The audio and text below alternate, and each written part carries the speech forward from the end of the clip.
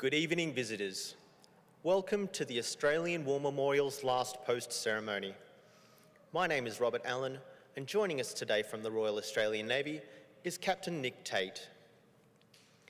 On the 4th of September 1943, the 9th Australian Division made an amphibious landing east of Lae as part of the offensive against the Japanese occupation of New Guinea. The administrative centre of Australia's mandated territory of New Guinea, Lae, became a major Japanese base after its capture in March 1942. But the Japanese garrison was weakened as a result of the grinding campaign around Wau and Salamaua. After the landing of the 9th Division, Lae was captured in a giant pincer movement, caught between Australian forces advancing along the coast from the east and the 7th Australian Division moving overland from Nadzab. The two arms of the pincer made rapid progress and the operation developed into a race.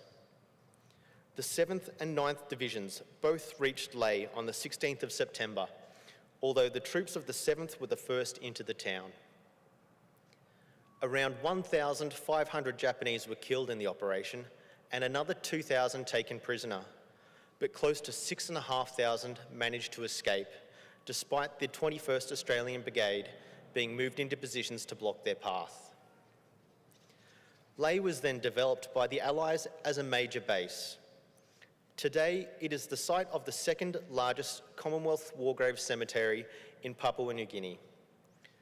2,359 Australians are buried there, and another 348 with no known grave are commemorated on the memorial to the missing.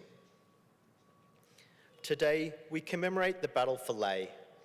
We pay our respects to the men and women commemorated here on the Roll of Honour and to the survivors who returned home.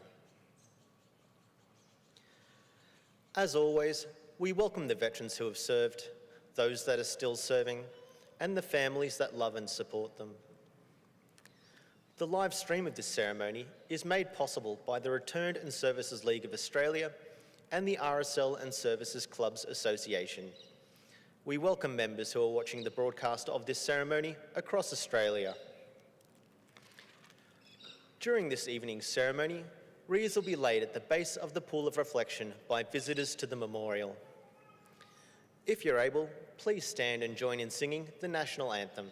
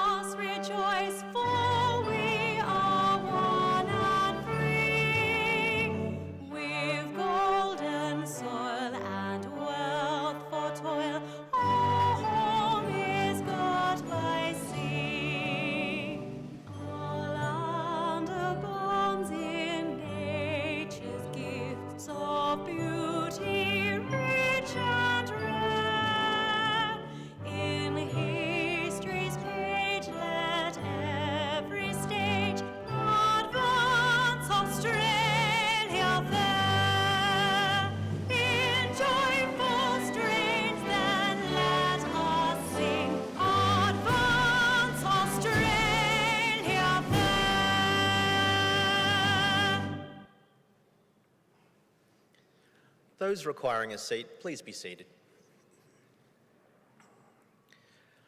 The Australian War Memorial was the vision of Charles Bean, Australia's First World War official historian. Bean landed with the Australian troops on Gallipoli and stayed with them at the front through to the end of the war. The idea of this national memorial and museum came to him at Pozières, France, in the depths of the bloody fighting of 1916. Bean's idea was that this would be a place where families and friends could mourn loved ones buried in faraway places. It would also be a place that could help all Australians understand what these men and women had endured and what they had done for us. Bean's vision, to which we remain true, is best expressed as inscribed in the entrance to the memorial's galleries. Here is their spirit in the heart of the land they loved, and here we guard the record which they themselves made.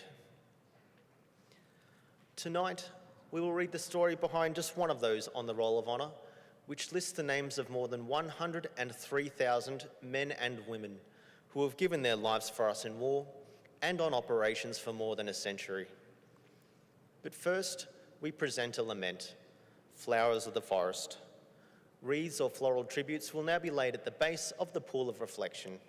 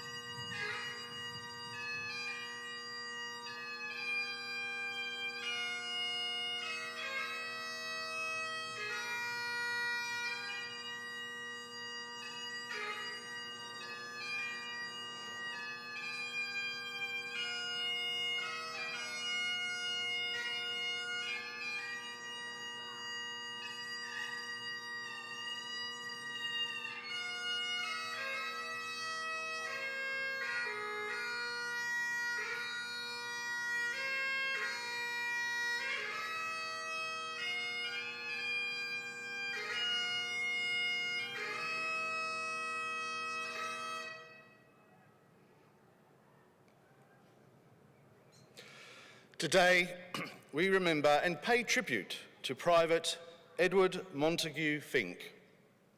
Edward Fink was born in Launton, Queensland on the 26th of June 1921. The son of a dairy farmer, Edward Fink, and his wife Ruby, Fink grew up to work as a farmer. His father died in October 1940, and on the 1st of January 1942, 20-year-old Edward enlisted in the 2nd Australian Imperial Force. Having marched into Red Bank Camp near Ipswich, west of Brisbane, he joined a training battalion and trained until embarking for overseas service on the 1st of December 1942. Arriving in New Guinea, Private Fink joined the 2nd 25th Battalion, which had been fighting along the Kokoda Trail, taking part in battles at Templeton's Crossing and Gorarai, and the Battle of Bunagona. Fink joined his unit in December at a rest camp at Don Dabu in mid-January 1943, and the battalion was withdrawn to Australia for rest and reorganisation, remaining in Australia for 6 months, training on the Atherton tablelands.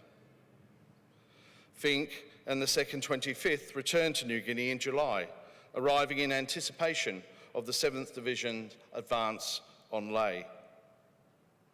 Initially billeted at 6 Mile Valley Camp, the men carried out a number of exercises before being flown to Nadzab on the 7th of September. From there, they took part in the Salamua Lay campaign, which saw the 7th Division drive on Lay overland through the Markham Valley. While this was happening, the 9th Division conducted an amphibious landing east of Lay. The Japanese garrison, already weakened by fighting around Wau and Salamua, would be captured in a giant pincer movement, caught between the 9th Division advancing along the coast and the Australian 7th Division moving overland. The two arms of the pincer made rapid progress, and the operation soon developed into a race. The 7th and 9th Divisions both reached Lay on the 16th of September, although the troops of the 7th were first into the town. Around 1,500 Japanese were killed in the operation and another 2,000 taken prisoner, but close to 6,500 managed to escape, despite the 21st Australian Brigade being moved into positions to block their path. The price for victory, however, was high. On the road to Lay, the 2nd 25th Battalion encountered some resistance from the plantations that lined the Markham Road. Among the dead was Private Edward Fink, killed in action on the 12th of September 1943 at Jennings Crossing Coffee Plantation. Initially buried near where he fell, his remains were later reinterred at the Lay War Cemetery, the second largest Commonwealth war graves cemetery in Papua New Guinea. Edward Fink was 22 years old. His name is listed on the Roll of Honour on my left among almost 40,000 Australians who died while serving in the Second World War. His photograph is displayed today by the Pool of Reflection. This is but one of the many stories of service and sacrifice told here at the Australian War Memorial. We now remember Private Edward Montague Fink, who gave his life for us, for our freedoms, and in the hope of a better world.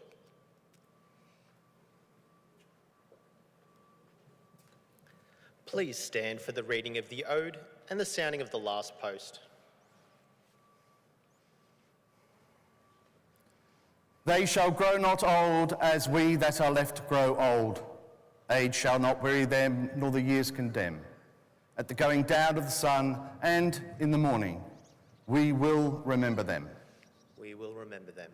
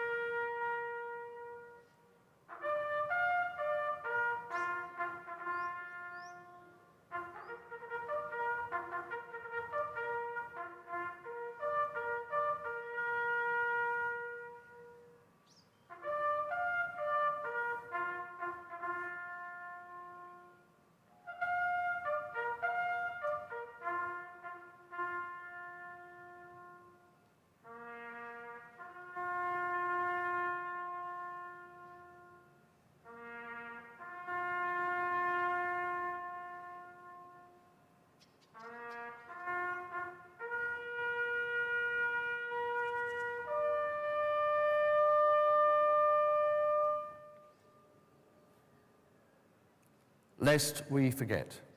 Lest we forget.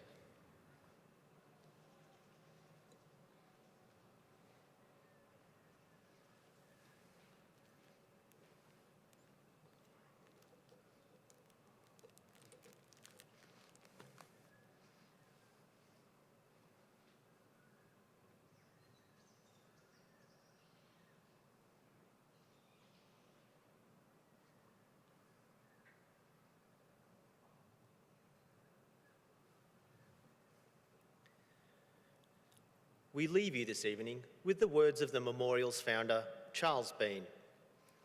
Many a man lying out there at Poziere or in the low scrub at Gallipoli with his poor, tired senses barely working through the fever of his brain, has thought in his last moments, well, it's over. But in Australia, they'll be proud of this. Ladies and gentlemen, girls and boys, that concludes the last post ceremony. On behalf of the director, staff and volunteers, thank you for visiting the Australian War Memorial today and for your continued support during the Memorial's development project. We wish you all a very pleasant evening. Thank you.